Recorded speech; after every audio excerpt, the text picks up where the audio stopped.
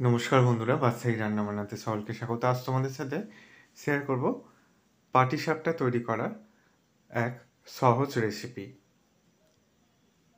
পাটিসাপটা বানানোর জন্য আমি ব্যাটারটা রেডি করার জন্য এক বাটি ময়দা আর ওই বাটি মাপ করেই একদম হাফ বাটির থেকে কিছুটা কম নিয়েছি সুজি।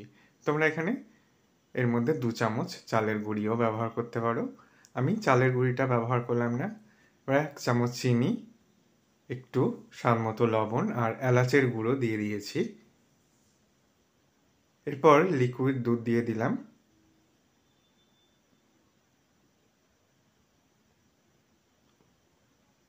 অল্প অল্প দুধ দিয়ে ব্যাটারটাকে তৈরি করে নেব। এখানে ওই বাটি মাপ করে পুরো বাটি দুধ দিয়ে দিয়েছিলাম প্রথমে, তারপর হাফ বাটি দুধ দিয়ে দেখো ব্যাটারটা ঠিক এইভাবে তৈরি করে নিতে হবে। খুব পাতলাও নয়, আবার খুব ঘনও নয়। ব্যাটারটা রেডি হয়ে গেছে। এবার পুর তৈরি করার জন্য আমি এখানে নারকেল কোড়া নিয়েছি, ডেজিকেটেড নারকেল কোড়া, যেটা আমি বাজার থেকে কিনেছি। এরপর নিয়ে নিলাম মাখা সন্দেশ। এবার পাটালি গুড়কে গলিয়ে নিয়ে এইভাবে এর মধ্যে দিয়ে ভালো করে মেখে নিতে হবে। তোমরা চাইলে নারকেলের ছাই মেরে বা শুধু সন্দেশও ব্যবহার করতে পারো পাটিসাপটা পুরের জন্য। দেখো পুরটা রেডি হয়ে গেছে। তাওয়া বসিয়ে দিয়েছি, 1 চামচ ঘি দিয়ে দিলাম। ঘিটা ভালো করে ব্রাশ করে নিচ্ছি তাওয়ার মধ্যে। 1 হাতা ব্যাটার নিয়ে হাতার উল্টো পিঠ দিয়ে এইভাবে চাড়িয়ে দিচ্ছি ব্যাটারটাকে।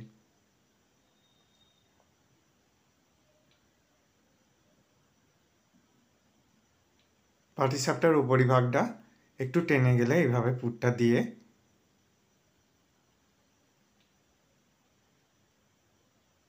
রোল করে পাকিয়ে নিতে হবে।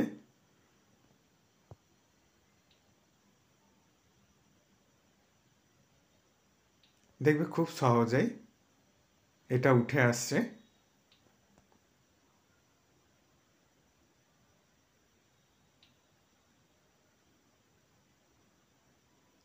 রোল পাকানো হয়ে গেছে। এবার জাস্ট 20 সেকেন্ড এটাকে এইভাবে ভেজে নেব দুপিটি।